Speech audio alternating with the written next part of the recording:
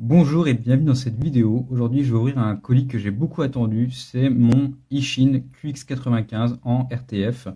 Donc RTF, ça veut juste dire Ready to Fly en anglais. Donc prêt à voler, fourni avec la télécommande Ishin i6 ou FlySky, le drone et deux batteries et normalement deux moteurs en plus au cas où. Donc sur la première face de la boîte, on peut voir qu'il y a différents modèles Ishin, donc le 95, le 90, le 70 et l'abeille, je ne sais plus la référence. Voilà, alors sur le dessus de la boîte, on a justement les modèles, donc quoi, 95, 90, 70, 90, donc ça FB 90. Sur le côté, bon, bah, il y a le code barre, voilà, rien de spécial. En dessous, rien de spécial. Sur le côté, rien de spécial. Et derrière, c'est comme devant. Donc maintenant, on va ouvrir la boîte et voir ce qu'il y a à l'intérieur. Voilà, donc j'ai enlevé le petit scotch, on va pouvoir voir ce qu'il y a à l'intérieur. Alors,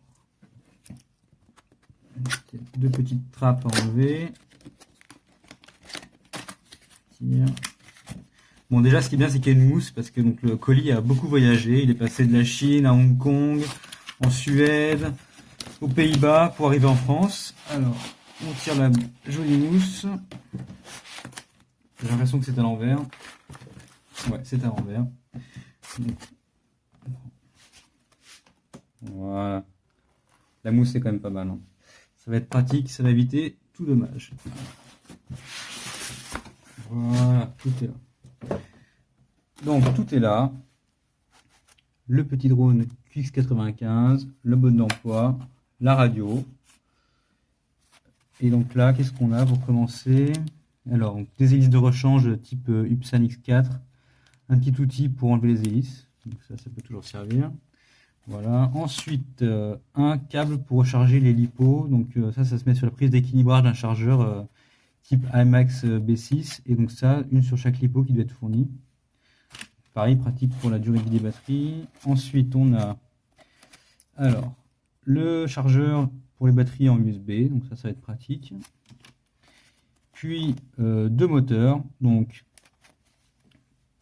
je sais qu'il y a deux moteurs différents, donc un qui tourne dans le sens des aiguilles d'une montre et un dans le sens inverse des aiguilles d'une montre. Voilà, d'où la différence de couleur des câbles. Donc ça, pareil. Bon, j'espère m'en servir le plus tard possible parce que j'ai pas envie de tout de suite faire du bricolage là-dessus. À noter que les prises sont sont pas à souder en fait, c'est juste à débrancher, à brancher. Donc ça va être très pratique.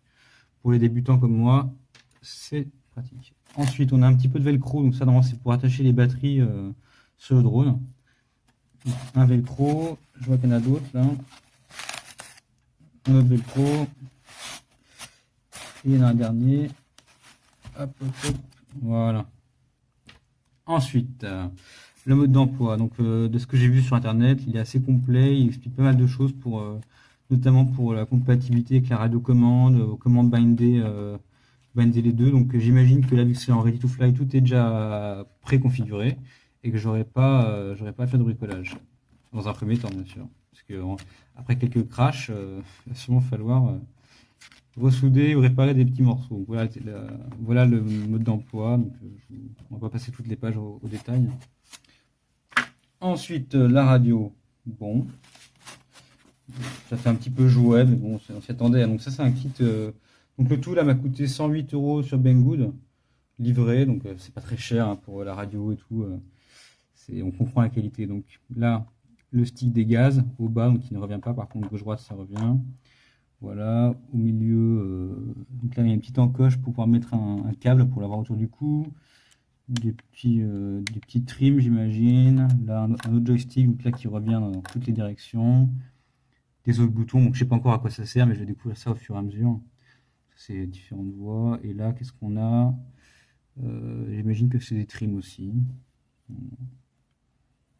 L'écran, bien sûr, il n'y a pas de pile dedans, donc on va regarder ce qu'il faut comme pile.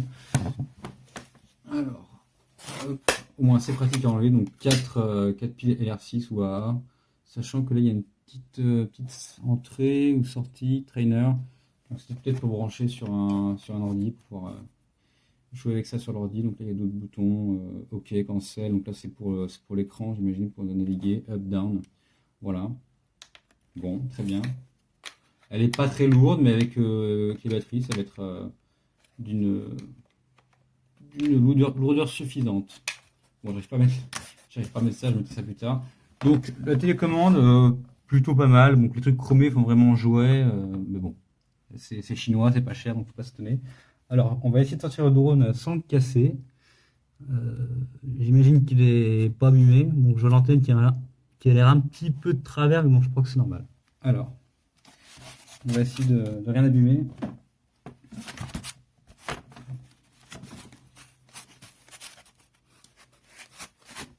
Peut-être à l'envers, ça fonctionne un peu plus mieux.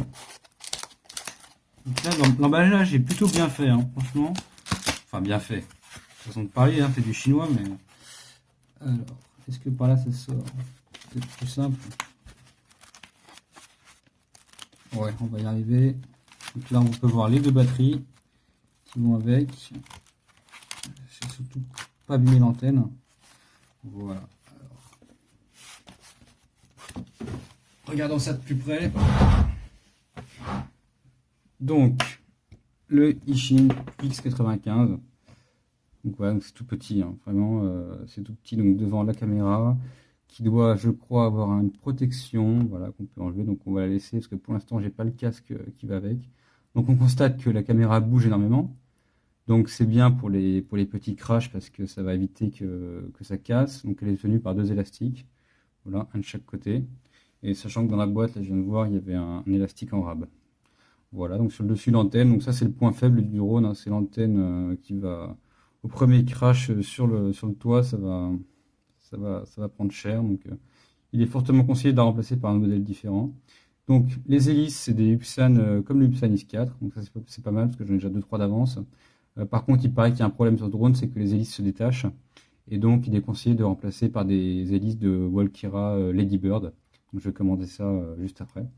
Parce que bon, pour pouvoir voler tranquillement, il faut pas que les hélices se détachent. Voilà. Au pire, je mettrai un petit peu de colle en attendant ou quelque chose. Alors là, on a un gros élastique au milieu. Donc le gros élastique, c'est pour les batteries. Donc les deux batteries qui sont fournies.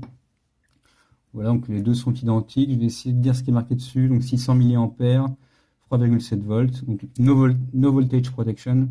C'est-à-dire qu'il n'y a pas le circuit intégré qui permet de sauvegarder l'état de vos lipos. Donc faut arrêter de s'en servir avant que le voltage soit trop bas parce que le voltage trop bas peut les abîmer. Donc faut faire attention. De toute façon, c'est pas des lipos qui vont durer éternellement, c'est des petites lipos pas chères. Donc je vais commander un chargeur USB multi-lipo qui est pas non plus top, mais qui me permettra d'avoir 6 lipos pour 20 € quoi. Donc ça, je vais pouvoir commencer à voler avec ça en attendant le nouveau chargeur. Donc on va continuer sur le petit drone. Alors donc la frame en carbone, donc 95, QX95, car théoriquement l'écart entre les deux moteurs opposés fait 95 mm, c'est-à-dire 9 cm 5.